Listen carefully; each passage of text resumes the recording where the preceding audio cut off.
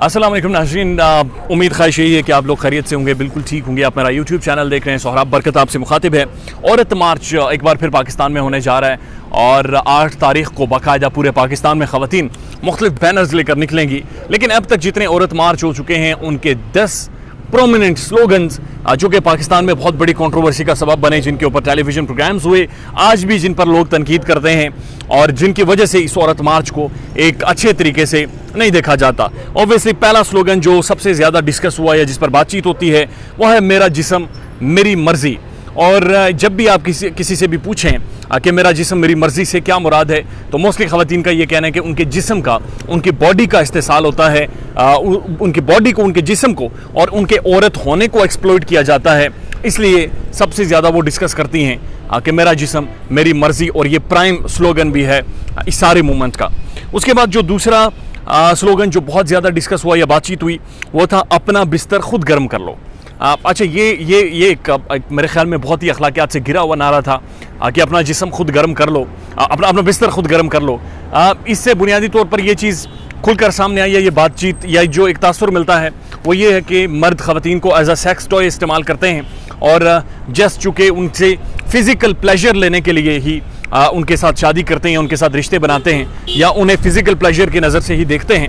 और ये एक बहुत ही कंट्रोवर्शियल और अखलाकियात से घिरा हुआ बहरहाल स्लोगन मुख्तलिफ पाकिस्तान के शहरों में, इस पर भी नारे लगते हुए भी देखा और हमने बैनर्स उठाए हुए भी बेशुमार ख़वातीन को देखा। उसके बाद तीसरा जो बड़ा ख़तरनाक स्लोगन था जो कि कंट्रोवर्शियल मोस्ट था वो था लो बैठ गई सीधी होकर। अच्छा, ये इसमें एक ज़ाहिर तहज़ीब होती है, चाहे मर्द बैठे या औरतें बैठे, कोई भी इंसान बैठे उसकी एक तहज़ीब होती है, कोई एथिकल, कोई बेसिक ह्यूमन एथिक्स होते हैं, चाहे वो कहीं पे भी बैठे। तो ख़वातीन ने इस स्लोगन में बेसिकली ये बात करने की कोशिश की कि हमें बिल्कुल कोलेक्ट होकर बैठने की ज़रूरत नहीं है, हम खुलकर बैठेंगी। जिस तरह भारतीय पंजाब में हम देखते हैं धोती पहनकर लोग बैठते हैं, हम उस तरह से बैठेंगे जी खुलकर।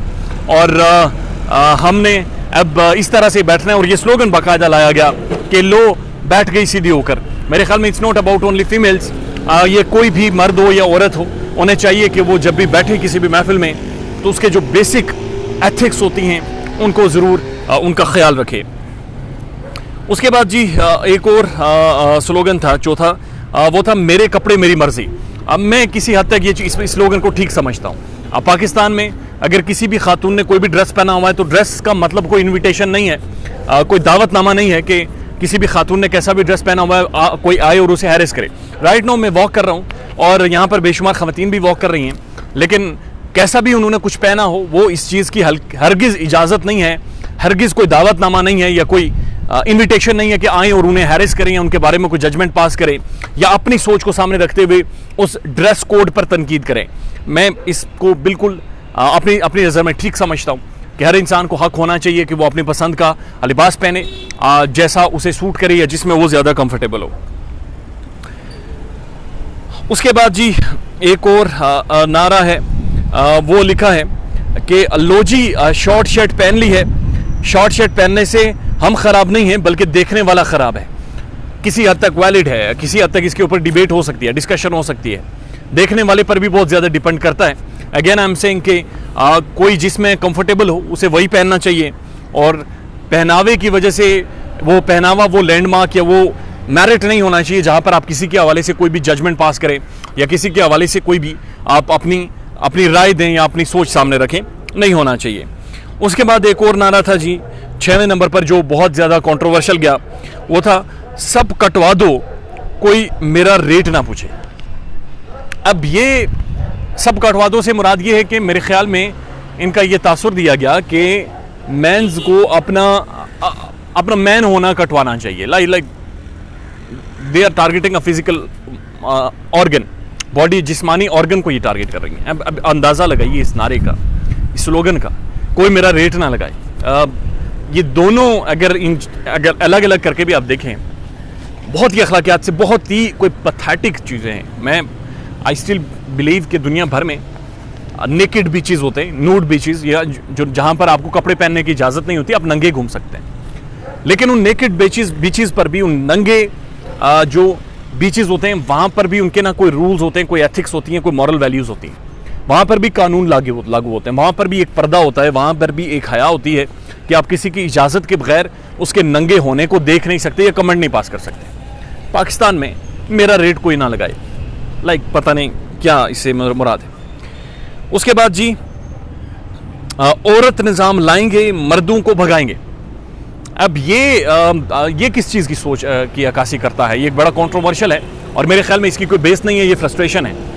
औरत निज़ाम लाएंगे, औरत निज़ाम अच्छा क्या होता है अभी तक समझ नहीं आ सका, या कम अज़ कम मैंने खुद बैनुल-अक़वामी इंटरनेशनल रिलेशंस पढ़ा है, बहुत सारे कौमों को पढ़ा है, समझने की कोशिश कर रहे हैं, अभी भी पढ़ रहे हैं। मुझे नहीं समझ आई कि औरत निज़ाम से क्या मुराद है, या उससे क्या ये तशबीह देना चाहते हैं कि औरत निज़ाम लाएंगे, मर्दों को भगाएंगे। मेरे ख्याल में मर्द होगा, औरत होगी, तभी जाकर आगे भी मर्द और औरत होंगे। अगर नहीं होंगे, अगर एक भी नहीं होगा, तो ये स्पीशी जो है ये इस प्लैनेट पर ही नहीं सर्वाइव कर सकेगी, बल्कि ये ख़त्म हो जाएगी। उसके बाद एक है निकाह हराम है। अब ये बहुत ही कंट्रोवर्शियल है और ये बहुत ही कंडेमेबल स्लोगन है, ये बहुत कम जगहों पर देखा गया है, लेकिन बहरहाल बोल न्यूज़ ने चूँकि रिपोर्ट किया है तो वहाँ पर बाकायदा ये चीज़ जिक्र हुई कि निकाह हराम है। ये कुछ ख़वातीन ने नारा लगाया है, निकाह हराम है एक तरफ, और दूसरी तरफ ये भी कहा जा रहा है कि हमारा रेट ना लगाया जाए। तीसरी तरफ ये भी कहा जा रहा है कि हमें हैरेस ना किया जाए, हमें तंग ना किया जाए। I don't know. मैं आवारा, मैं बदचलन, अब ये भी एक नारा सामने आया है और इसका मतलब है कि कन्फेशन है कि मैं आवारा हूँ, मैं बदचलन हूँ। दोनों किसी भी माशरे में, दुनिया भर के माशरा आप उठाकर देख लें, दोनों जगहों पर आप इस चीज़ को देखें तो गलत है। चाहे कोई मर्द आवारा हो या औरतें आवारा हों, बदचलन मर्द हो या औरतें हों, दोनों सूरतों में ये चीज़ गलत है, गलीज़ है, 2 नंबर है और घटिया है। ये सिर्फ खाली औरतों पर नहीं लागू होता, हर शख्स पर लागू होता है। उसके बाद मामे से चाहिए आज़ादी, मामे से लेंगे आज़ादी, चाचे से लेंगे आज़ादी, हम सब से लेंगे आज़ादी। मामे से लेंगे, चाचे से लेंगे आज़ादी से मुराद ये है कि जो आपके घर के बड़े हैं, बुज़ुर्ग हैं, जिनका आपसे ताल्लुक़ है, उन्हें आप ये कह रहे हैं कि हमें आज़ादी दें। और आज़ादी आपकी नज़र में क्या होगी अगर आप अपने बड़ों से आज़ादी लेंगे? तो यहाँ पर खलील रहमान कमर साहब की बात फिर ठीक आती है। फिर ये आज़ादी का टाइम फ्रेम भी डिसाइड करें कि जब ये पैदा होती हैं तब आज़ादी दी जाए, 14 साल तक या 16-18 साल तक जब इनकी एडुकेशन, इनके मामे चाचे, इनके वालिदैन भर रहे होते हैं, तब तक आज़ादी चाहिए, या उसके बाद जब ये अपने पाँव पर खड़ी हो जाएं उसके बाद इन्हें ख़ास किस्म की आज़ादी चाहिए होती है कि जहाँ पर इनसे ना तो कोई पूछ सके और ना ही कोई बातचीत कर सके। ये 10 टॉप स्लोगन्स थे जो कि आपके सामने रखने थे, जो कि कंट्रोवर्शियल गए, जिनकी वजह से औरत मार्च के ऊपर बहुत सारे सवालात भी उठे। तो आप भी कमेंट में अपनी राय दीजिएगा कि इनमें से किसको आप ज़्यादा, majority of them are controversial, लेकिन कुछ मेरे ख्याल में ऐसे हैं जो कि डिबेटेबल है, डिस्कशनेबल है, उन पर डिस्कशन भी होनी चाहिए, डिबेट भी होनी चाहिए, और बहुत सारे ऐसे जो कि गलीज़ तरीन हैं। अपना ख्याल रखिएगा और हमारे चैनल का भी। अल्लाह हाफ़िज़।